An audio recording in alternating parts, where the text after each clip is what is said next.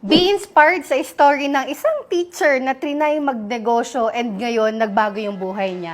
Hello everyone! My name is Sheila May Pañales. Dating DepEd teacher na nagturo sa isang island school sa Masbate for more than 3 years. But right now, naging negosyante here sa community and kumikita ng 100K to 200K per month.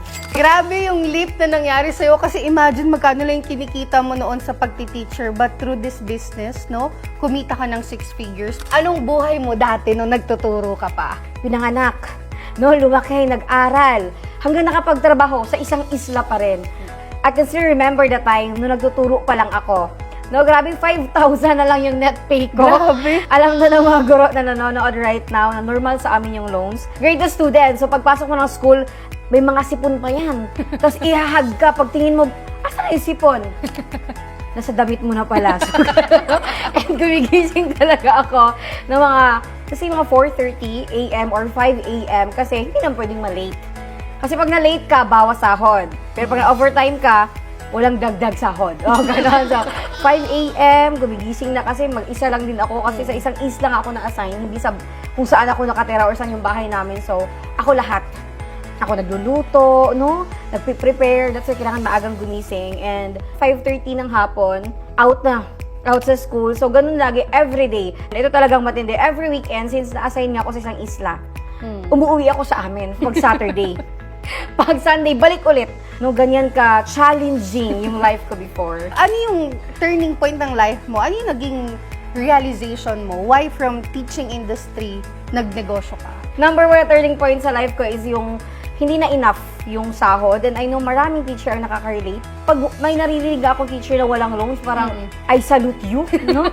Na wala kang loans kasi sa taga-loan doon. Yes, sa pagiging teacher kasi, hindi ka makakapundar ng bahay o lupa or makakabili ng mga sasakyan kung hindi ka maglo-loan. So, umabot sa point na parang sabi ko, I don't deserve this 5,000 na take-home pay ko every month. And take note, 5 years. 5 years yun. Kaya sabi ko, paano na to? And of course, my family. Kasi gusto ko silang bigyan ng magandang buhay. And I know in myself na sa pagiging teacher, hindi ko mabibigay. Parang makakabigay ka naman pero very limited lang. Yes, tayo ay bata pa. Pero paano sila? Yes. Patanda sila ng patanda. Sabi ko, I need to do this now.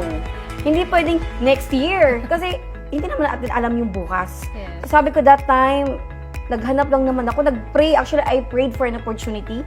And pinakita sa akin siya through online.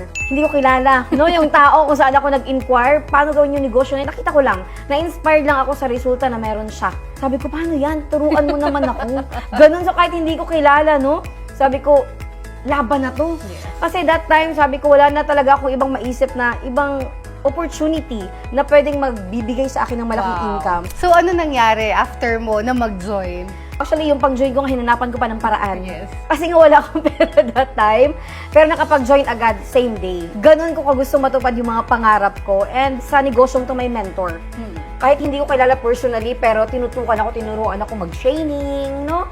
Ang daming mga events na pwedeng pagdalhan sa'yo ng mentor mo na matututo ka. And I know, pwedeng matuto. Kasi sabi ko dati, kung nakaya ng mga estudyante, kasi may mga estudyanteng kumikita, ano na lang yung teacher, di ba? Nakatulad ko. So, kahit teacher ako, sumunod pa rin ako sa training, sa mentor ko. And because of that decision na ginawa ko, in my first month, no joining the business, kumita agad ako ng 104,000 pesos. Wow. Sabi ko, grabe naman to. And then pagka next month, kumita ulit ako ng 117,000. Sabi ko, may ganito pala. So gulat na gulat ako kasi sino ba na mag-akala, 'di ba? Kung walang loan yung teacher, 22,000 yung talaga yung sahod. Eh ako may loan, so 5,000. So parang first time na kumita ng ganun kalaki. Kaya sabi ko, kung kayang kumita as part-time, paano na lang pag full-time? Kaya nag-decide ako na mag-resign. And right now, full-time ko na ginagawa yung negosyo. And was for right now, nakakapag-travel na. Di ba? Hindi lang here sa Philippines, but international. So, grabe, no? I'm so grateful for that. Wow. As in, grabe yung resulta na nagkaroon ka through doing this business from teaching to online business. And I salute you and I salute lahat ng mga nanonood dito na teacher. But may I know, ano yung message mo sa lahat ng passionate, masisipag na guro na tulad mo? Sa lahat ng mga guro katulad ko, ma'am, sir, kung pangarap nga ng mga bata, nilalaban natin araw-araw.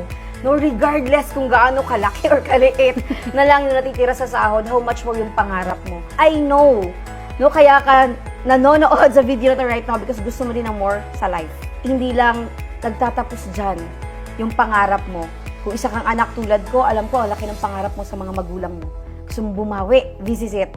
Kung parent ka naman, isa kang ina, isa kang ama, alam ko din na ang laki ng pangarap mo para sa mga anak mo. Ito na yung sagot.